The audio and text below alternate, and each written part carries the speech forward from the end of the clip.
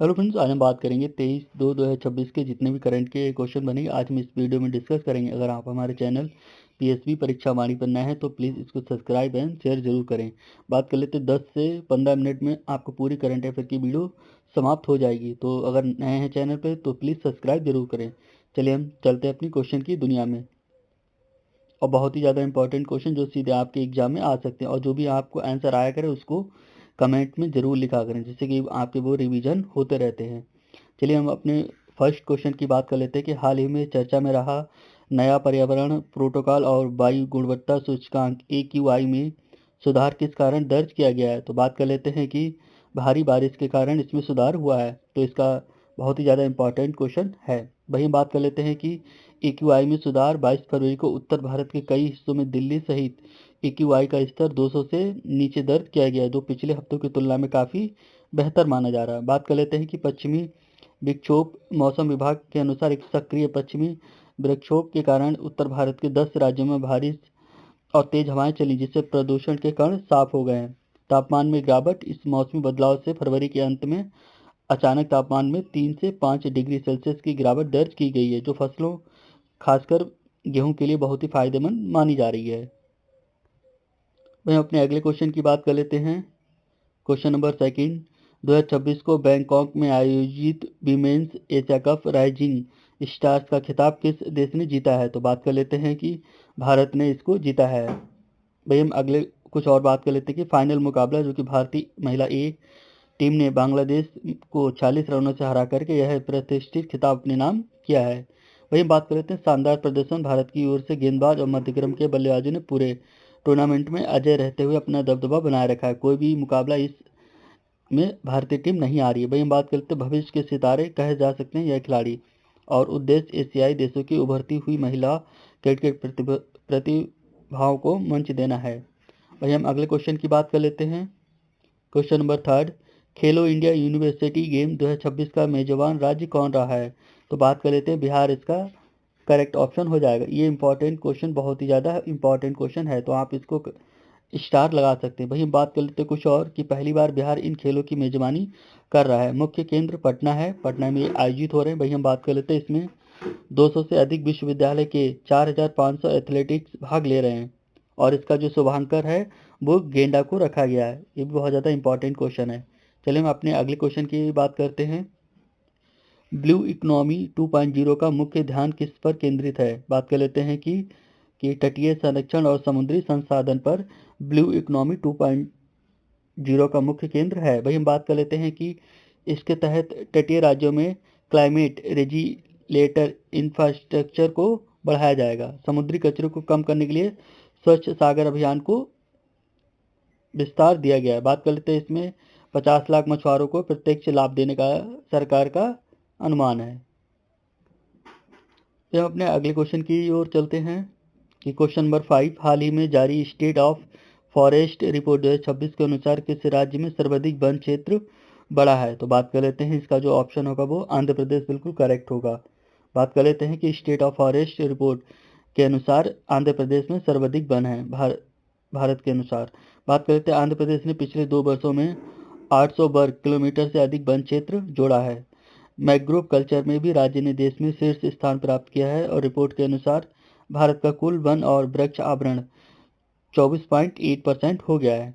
ये बहुत ही ज़्यादा इंपॉर्टेंट क्वेश्चन बन सकता है। वहीं हम अगले क्वेश्चन की बात कर लेते हैं।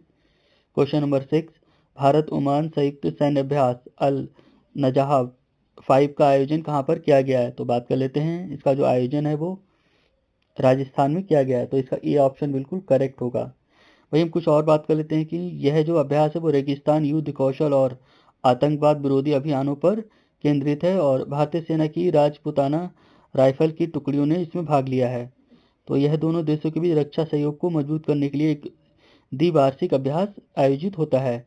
तो बात करें तो इसमें ये इम्पोर्टेंट है कि किसने भाग लिया था, तो राजपुताना राइफल की टुकड़ी ने भाग लिया था, और ये राजस्थान में आयोजित हुआ था। वहीं हम अगले क्वेश्चन की बात कर लेते हैं।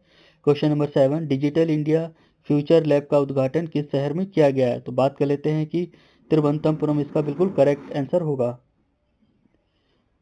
और बात कर लेते हैं यह लैब अगली पीढ़ी के इलेक्ट्रॉनिक सिस्टम डिजाइन पर काम करेगी।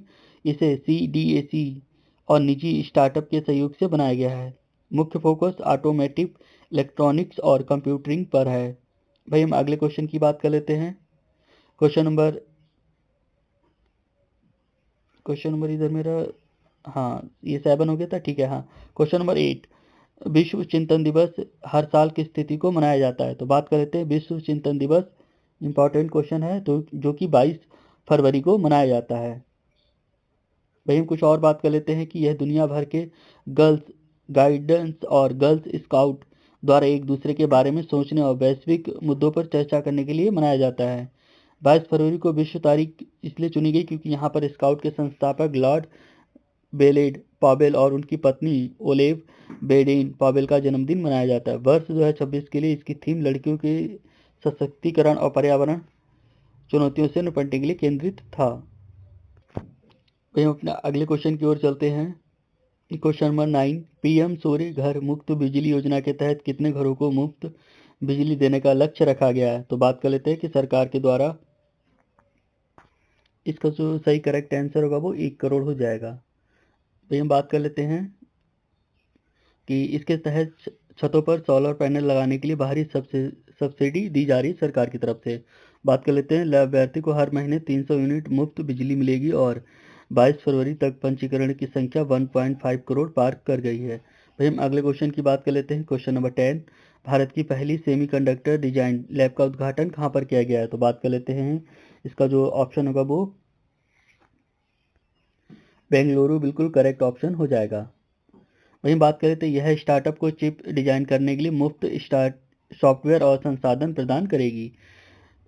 भारत 2030 तक ग्लोबल सेमीकंडक्टर हब बनाने का लक्ष्य रखता है। वहीं हम अगले क्वेश्चन की बात कर लेते हैं। क्वेश्चन नंबर 11, इसरो ने किस ग्रह के लिए शुक्रयान 2 मिशन की तारीख घोषित की है? तो बात कर लेते हैं कि शुक्र के लिए तारीख घोषित की गई है। तो बात कर लेते हैं कि यह मिशन दिसंबर 2026 के अंत में लॉन्च किया जाएगा और इसका उद्देश्य शुक्र के वायुमंडल में सल्फ्यूरिक एसिड के बादलों का अध्ययन करना होगा। बहुत ही ज़्यादा इंपॉर्टेंट क्वेश्चन बन जाता है। सल्फ्यूरिक एसिड के बादलों का अध्ययन करने के लिए शुक्रयान 2 की घोषणा की गई है। बात कर लेते हैं, इसमें फ्रांस और स्वीडन के वैज्ञानिक उपकरण भी शामिल होंगे। वहीं हम अगले क्वेश्चन की बात कर लेते हैं। क्वेश्चन नंबर 12, फरवरी 2026 को घोषित ज्ञानपीठ पुरस्कार के विजेता कौन है? बात कर लेते हैं कि फरवरी 2026 के ज्ञानपीठ पुरस्कार के विजेता कौन है? तो बात कर लेते हैं कि प्रोफेसर रामेश्वर सिंह को ज्ञानपीठ पुरस्कार मिला है। बात करें तो उन्हें हिंदी साहित्य में उनके महाकाव्य समय का स्वर के लिए भी दिया गया है। बात कर लेते हैं, ज्ञानपीठ भारत का सर्वोच्च साहित्यिक पुरस्कार है। इसमें 11 लाख रुपए की नगद राशि और बागदेवी की प्रतिमा दी जाती है। कुछ हम और अगले क्वेश्चन की बात कर लेते हैं। क्वेश्चन नंबर 13, भारतीय सेना ने किस देश के साथ एक्सरसाइज शांति शक्ति 2026 शुरू की गई है? तो बात कर लेते हैं, भारत ने वियतनाम के साथ इसको शुरू किया है। तो एक्सरसाइज शांति शक्ति पूछा जा सकता है तो वियतनाम के करेक्ट हो जाएगा। कुछ हम और युद्ध अभ्यास की बात कर लेते हैं। हम पिछले वीडियो में भी हमने ये करा था, लेकिन हम आज रिवाइज कर लेते हैं कि युद्ध अभ्यास भारत और अमेरिका के बीच होने वाला सबसे बड़ा सैन्य अभ्यास है, जिसको हम युद्ध अभ्यास के नाम से जानते हैं। वही हम बात कर लेते हैं सूर्य किरण, जो कि भारत और नेपाल के बीच आयोजित होता है, और संप्रीति जो कि भारत और बांग्लादेश के बीच आयोजित होता है। वहीं बात कर लेते हैं मित्र शक्ति, जो कि भारत और श्रीलंका के बीच आयोजित होता है। बहुत ही ज़्यादा इंपॉर्टेंट क्वेश्चन चारों बन सकते हैं। हम कुछ और बात कर लेते हैं कि नोमैडी एलिफेंट, जो कि भारत और मंगोलिया के बीच आयोजित होता है। कुछ हम और बात कर लेते हैं युद्ध अभ्यास की शक्ति, जो कि भारत और फ्रांस की सेनाओं के बीच आयोजित होता है। शक्ति बहुत ही ज़्यादा इंपॉर्टेंट है, कई पेपरों में पूछा जा चुका है। वही हम बात करते हैं धर्म गार्जियन, जो कि भारत और जापान के बीच आयोजित होता है। धर्म गार्जियन। वही बात कर लेते हैं कि कुछ हैंड इन हैंड भारत और चीन के बीच आयोजित होता है, पर अभी ये क्या है कि अभी आयोजित नहीं होता है। कजिंद, जो कि भारत और कजाकिस्तान की सेनाओं के बीच आयोजित होता है। चलिए हम अगले क्वेश्चन की बात कर लेते हैं। क्वेश्चन नंबर 14, बाफ्टा अवार्ड 2026 में सर्वश्रेष्ठ फिल्म का पुरस्कार किसे मिला है? तो बात कर लेते हैं कि सर्वश्रेष्ठ फिल्म का पुरस्कार तो मार्स मिशन को मिला है। वही बात करें, निर्देशक क्रिस्टोफर लोनर ने इसके लिए सर्वश्रेष्ठ निर्देशन का पुरस्कार जीता है। यह पुरस्कार 7 श्रेणियों में दिया जाता है। हम अगले क्वेश्चन की बात कर लेते हैं। क्वेश्चन नंबर 15, भारतीय मूल की किस महिला को नासा का नया मुख्य वैज्ञानिक नियुक्त किया गया है? तो बात कर लेते हैं कि प्रिया अय्यर को नासा का मुख्य वैज्ञानिक घोषित किया गया। ये देखिए भारत के लिए भी बहुत ही ज़्यादा गर्व का पल है। बात कर लेते हैं कि वह नासा के ऑटेमिस मिशन चंद्रयान मिशन का नेतृत्व करेंगी। वही बात में डॉक्टर प्रिया इससे पहले MIT में एयर स्पेस इंजीनियरिंग की प्रोफेसर थी। वह इस पद पर पहुंचने वाली पहली भारतीय महिला हैं।